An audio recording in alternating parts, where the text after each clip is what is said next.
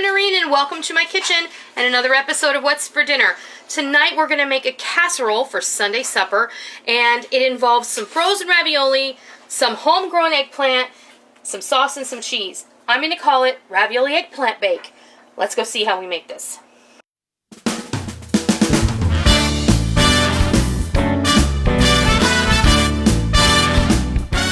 Alright, we're going to get started, and what I have here is I have about 20 slices of eggplant, but if you get a larger one, you'll probably get away with one eggplant.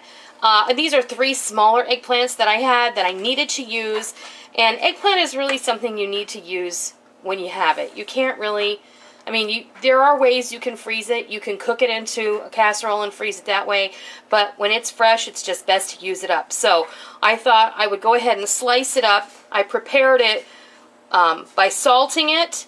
I laid them out flat on a baking sheet. I salted them on both sides, and I just let them sit covered for about 2 hours, and then I went back and I rinsed them well. So that's where we start, is with the eggplant. I'm just going to put these in the bottom of this casserole, and you can see eggplant is like a little sponge, and it holds water. So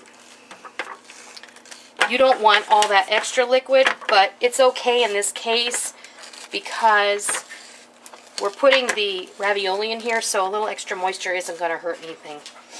I'm just going to kind of squeeze these all in here, and it's all fine. It's not going to stress out about it. I'm just going to throw it all in here. But what salting it does is it kind of helps remove some of the bitter flavor, as well as it softens it up a little bit. Now, if you were going to fry the eggplant for like eggplant parm or something, then you definitely want to do that. All I'm going to do now is I'm going to put some sauce here. I'm going to pour.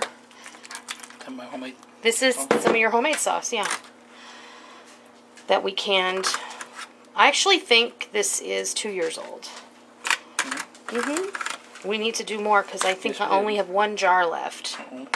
Yeah, so then I'm going to take this ravioli, and like I said, there's no wrong way to do this, okay? And I had this ravioli sitting out on the counter, so we're not going to worry about it. We're just going to kind of let it bake together. It'll come apart later. Don't worry about it. No worries. And then I'm going to take the rest of this sauce. And this is a meat sauce. You can use whatever pasta sauce you prefer. And then I'm going to take some shredded mozzarella. Is that going to be enough cheese? What? Is that going to be enough cheese? It is going to be enough cheese. This is about 2 cups of mozzarella shredded. Right on top. And then all I'm going to do is I'm going to pop this piece of parchment on top of that. And then I'm going to grab some foil. And I use the foil to separate, I use the parchment to separate the foil from the food because, oops, I put that on upside down. Good much. Huh? It does. This is non-stick foil, yeah. Okay. Because I don't want the acid from the tomatoes pitting the aluminum foil, and then it kind of melts into your food, and I don't want to eat that. So that's a personal preference. If you don't mind that, that's not a problem. And my oven preheated to 350 degrees, and I'm just going to pop this in the oven for about an hour while I do other things. I have been a busy beaver today. Oops, I need to move my rack. I made bread, and I have a chocolate cake that I'm working on a project for someone that requested that I show how to make a Black Forest cake. So that's what we're working on this afternoon. So we're going to bake this off for about an hour at 350. When it's time to come out and serve dinner, I'll come back and I'll show you what it looks like. It has been just about an hour. We're going to pull this out of the oven. It smells awful. It does smell really wonderful. Okay, let me grab a fork so I can pull this foil off. Should probably mention that with a compliment. If my husband doesn't tell me that dinner is awful, I know that.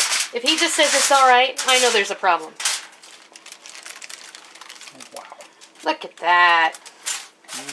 Now, It's molten, not time to eat dinner yet. We're gonna let this sit for 10 minutes and let the heat subside a little. I'm gonna put my dessert together, and then we'll be back and we'll fix you a plate of eggplant and ravioli casserole because I know you're hungry. Hi everyone. As luck would have it, we got so busy and distracted the night that I made this that I totally forgot to fix you a plate. And I am so sorry about that.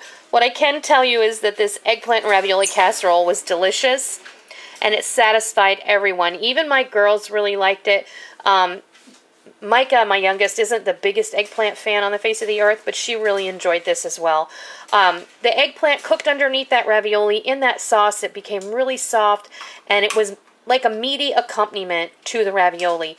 And the cheese on top, it was like this delicious vegetable lasagna. It was, aside from the meat sauce, you could use a non-meat sauce, of course, and make it a vegetarian dish.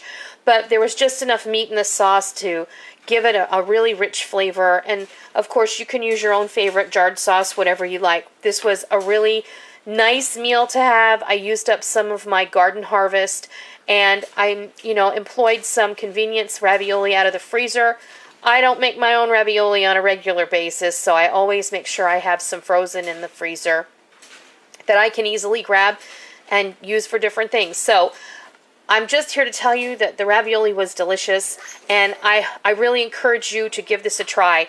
Sometimes it can be hard to figure out what to make with eggplant outside of eggplant parmesan or baba ganoush or caponata. All of those things are labor intensive and they take a lot of time.